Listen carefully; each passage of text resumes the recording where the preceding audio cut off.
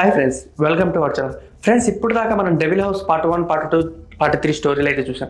కానీ పార్ట్ 4లో ఏం జరిగింది, అసలు ఏం జరగబోతుంది, ఈ అమ్మాయికి అంటే ఈ దయమైన అమ్మాయికి ప్లస్ ఈ అబ్బాయికి ఏంటి సంబంధం అనేది ఈ వీడియోలో నేను చెప్పబోతున్నాను. అసలు ఈ అమ్మాయి ఎలా పరిచయం అంటే ఈ దయ్యం ఈ అబ్బాయికి ఎలా పరిచయం అంటే ఒకానొక సందర్భంలో ఈ అమ్మాయి అంటే దయ్యంగా మారింది కదా, ఆ అమ్మాయి ఈ అబ్బాయికి చాలా లవ్ చేస్తుంది అనమాట. ఎలా అంటే తనంటే అంత పిచ్చి అంటే అంత పిచ్చి.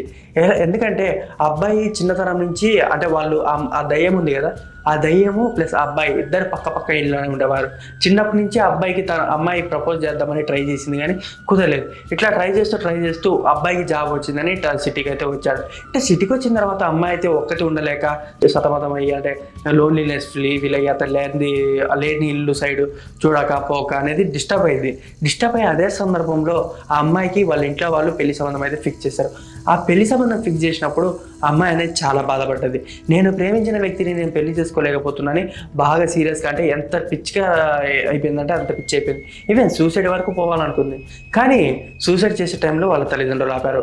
ఈవెన్ ఎంగేజ్మెంట్ అంతా పెట్టుకుందామని అందరూ ట్రై చేసినా అంతా బాగుంది. కానీ అమ్మాయి సూసైడ్ చేసుకుందామా మళ్ళీ లేకపోతే లేచిపోదామా ఎక్కడికన్నా అని అనుకున్నారు. కానీ ఇక్కడ జరిగిన ట్విస్ట్ ఏంటంటే ఆ అమ్మాయి ఎవరినైతే పెళ్లి చేసుకోవాలనుకుందా అంటే అమ్మాయి లవ్ చేసిన అబ్బాయే తిను పెళ్లి చేసుకోబోయే అబ్బాయి.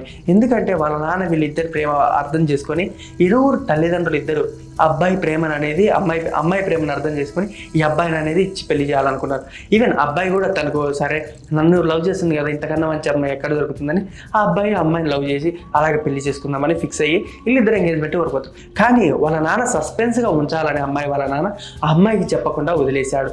ఈవెన్ ఈ మ్యాటర్ ఎప్పుడు తెలిసిందంటే అంటే అమ్మాయి ఏం చేసిందంటే ఈ అబ్బాయి కోసం లేచిపోయింది అనమాట. ఇంట్లో నుంచి ఎవరికి చెప్పుకోకుండా ఎంగేజ్మెంట్ టైంకి పారిపోయి ఈ అబ్బాయి దగ్గరికి వద్దామనుకుంది. ఈ అబ్బాయి దగ్గరికి వచ్చే టైం ఇందాక డెవిల్ హౌస్ అని చెప్పుకున్నాం కదా, అదే డెవిల్ హౌస్ దగ్గరికి ఈ అమ్మాయి వెళ్ళి అంటే బస్సు ఆగింది అనమాట. అమ్మాయి బస్సు ఎక్కి వస్తుంటే అదే ఏరియాలో అమ్మాయి బస్సు ఆగిపోయింది. బస్సు అయిపోయినప్పుడు అమ్మాయి ఒకసారి దిగిందనమాట. బస్సు దిగంగానే ఏదో తెలియని శక్తి అనేది అటు పక్కకు లాగింది. ఆ శక్తి లాగంగానే అమ్మాయి దాంట్లోకి వెళ్ళింది. వెళ్ళంగానే అటు పక్క నలుగురు తాగుబోతులు ఒక మంత్రగాడు అందరు కలిసి అమ్మాయిని పాడు చేసి అంటే అమ్మాయిని చంపాలని ఫిక్స్ అయ్యారు. ఎందుకంటే వాళ్ళు క్షుద్ర పూజల్లో బాగా నైపుణ్యం తేరాలని అలాగే క్షుద్ర పూజలు బాగా నేర్చుకోవాలంటే ఒక అమ్మాయి కావాలని చెప్పేసి ఆ అమ్మాయిని అదే బంగ్లాలో చంపడం జరిగింది. ఇట్లా చంపిన తర్వాత ఆ అమ్మాయి ఆత్మ అనేది అక్కడనే జరుగుతుంది. ఈ అమ్మాయితో పాటు ఇంకొక అమ్మాయిని తీసుకొని కూడా అక్కడనే బంధించి అక్కడనే చంపారు. కాకపోతే వాళ్ళ శుద్ధ శక్తులు ఈ అమ్మాయి మీద పనిచేయలేదు, కానీ అమ్మాయి మీద పనిచేసేది. అన్యాయంగా ఈ అమ్మాయిని అనేది వాళ్ళు 5 మంది మాత్రం అమ్మాయి ప్రాణాలు తీశారు. ఈ విషయం తెలియక అమ్మాయి ఎటో వెళ్ళిపోయిందని చెప్పేసి అమ్మాయిని తప్పుగా అర్థం చేసుకున్నాడు. వాళ్ళ తల్లిదండ్రులు కూడా తప్పుగా అర్థం చేసుకున్నారు అనమాట. కానీ ఇంకా ఇది జరిగిన కొన్నేళ్లకు వాళ్ళ అమ్మాయి వాళ్ళ అమ్మ నాన్నలు ఇద్దరు చనిపోయారు. ఈ అబ్బాయి కూడా ఇంకా అమ్మాయిని మర్చిపోయి ఇంకా తన కొత్త లైఫ్ స్టార్ట్ చేయాలని చెప్పేసి సైలెంట్గా తన జాబ్ని జాయిన్ చేసుకుంటుంటే అంతలోపు ఇంకా అది చెప్పాను కదా ఫస్ట్లో, ఈ అబ్బాయి అనేది అట్లా జాయిన్ అయ్యి అటపోయాను. కానీ అదే అమ్మాయి ఏం చేసిందంటే కొత్తగా అంటే ఆ రోజు రాత్రి అతన్ని చూడంగానే షాక్ అయిపోయింది అనమాట. నేను ప్రేమించిన వ్యక్తి అని ఆ రోజు అబ్బాయిని అటు పక్కకు లాక్కొని ఇట్లా చేసింది. కాకపోతే అబ్బాయి కనిపించేటప్పుడు మాత్రం ఫేస్ మాత్రం మార్చుకుంది. అంటే దయ్యాలకు ఈజీయే కదా ఏ ఫేస్లో అన్న రావడం, సో అలా అనేది మార్చుకుంది. కానీ తర్వాత కొత్తగా వాళ్ళ ఆఫీస్కి అమ్మాయి వచ్చింది కదా, ఆ అమ్మాయికి అంటే అమ్మాయి రూపంలోనే ఈ అమ్మాయి ఉండడం అనేది అతనికి సస్పెన్స్లా అంటే అమ్మాయి రూపమే ఈ అమ్మాయి ధరించింది. కాకపోతే మరుసటి రోజు ఆ అమ్మాయి వచ్చేసరికి అమ్మాయి దయ్యం అనుకుని ఇతను అనేది భ్రమపడ్డాడు. కానీ కొద్ది రోజులు ఉండగా ఆ క్షుద్ర పూజలు చేసింది ఎవరు, అసలు వాటి కథ ఏంటి అనేది ఆ అబ్బాయి తెలుసుకోవాలని ట్రై చేశాడు.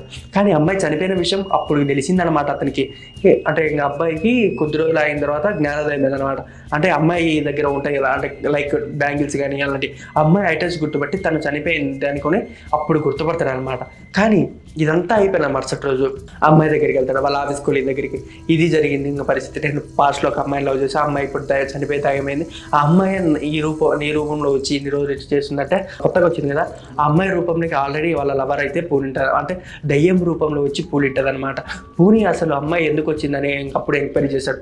నన్ను క్షుద్ర పూజలు ఇట్లా చేసి అందరు కలిసి నలుగురు తాగుబోతులు ఒక అతను క్షుద్ర పూజ మానసిక తత్వాల కోసం ఆ అబ్బాయి వాళ్ళందరూ నన్ను చంపేశారు అని ఆ అమ్మాయి చెప్పింది.